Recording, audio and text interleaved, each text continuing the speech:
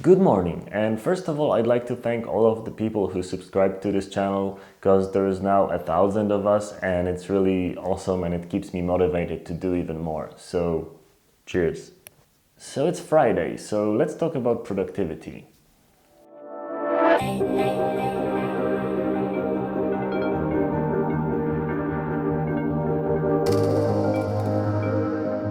I mentioned a lot of productivity killers before, and there's one that I haven't. And I believe this one is actually one of the biggest killers of productivity in any organization. And this is because it kind of adds up. And I'm talking, of course, about meetings. So right now, they're mostly online meetings on Zoom or Skype or any other tool that you're using. So the only upside to online meetings is that you can actually do some actual work and just mute yourself and don't really listen to all the people talking, because in most cases like 90% of that talk is just bullshit and it's not really necessary for you at all. There's this saying that apparently 90% of meetings can be summed up by 5 bullet points, and I'm completely for that. So I mean that really, most meetings are just a lengthy way of getting to something very simple one email could do. So I'm not really a fan of meetings and I prefer not to take them, but there are of course exceptions. For example, if you're starting a new project and you need to do a kickoff workshop, it's still better to do it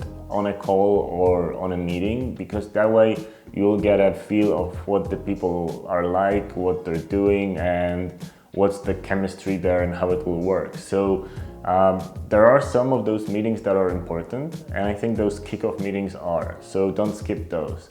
But anything after that, it's likely just a waste of time and it's mostly just socializing. But I think that socializing works a lot better with friends, not with customers.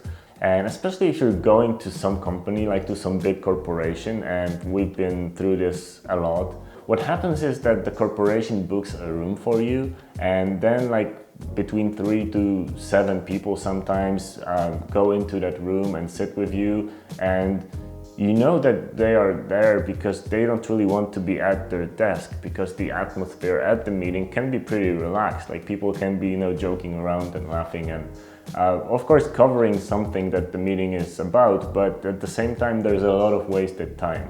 And I understand that those people really like the change of perspective or the change of place, so they like to get out of their cubicle and kind of, sit in a different environment, but it's still a waste of time. And time is like the most valuable asset that you can ever have. So just avoid meetings at all costs. But if you don't have a say in this and you really need to be at a meeting, then take notes, and take a lot of very specific notes.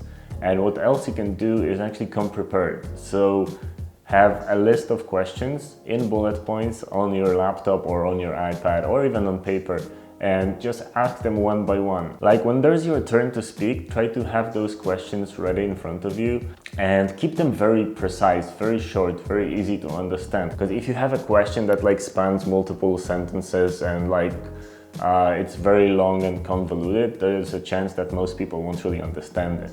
So that's gonna make it even longer. Try to keep those questions like a yes or no even, if it's possible, or if it's not possible, try to phrase the question so the answer would be a very short sentence or a very short description. And just write it down. And once you get all the information from the meeting that you needed yourself, I think it's just best to ask the people if they have any questions for you, and if not, then just leave. Because it's often the case that you kind of done your part of the meeting, but there is still 2 hours of other people talking about things that are not related to you, and you're still there because you don't want to be rude and just walk out. But I don't think it's rude. Just do it. Just walk out. Tell them that you need to do some work. So since nobody has any questions for you, then yeah, bye, see ya. I'm on my way. So a lot of people just love to talk and love to look at other people and have this social connection with them. But I think that in general, it's really just very counterproductive. So If you can avoid a meeting, just do it. And if you can't, be super prepared and be super ready to get out of there as quickly as possible. Because at the end of the day, every meeting that kind of, drags over a couple hours, you make your actual tasks take a lot longer after that. So it's gonna keep you working even more. And also there's the case of getting back into the flow. Because when you're sitting on a meeting and you kind of like relax, you kind of, just going down a little bit like that, and yeah, listening to the people and all that, and you're kind of in a flow of something else. And then if you finish the meeting, you walk out, you still need a little bit of time to get back into it. So instead of that, try to just be very focused on the meetings and just use the parts that you absolutely are needed for, and just quit the rest. Let me know what you think about meetings. Do you like them? Do you hate them? Do you actually think that meetings are awesome for productivity because you can get perspectives from everybody and, collaborate or do that team effort thing? It works for some people, so I'm not saying no. Thanks for watching. Don't forget to subscribe, click the like button, and see you next time.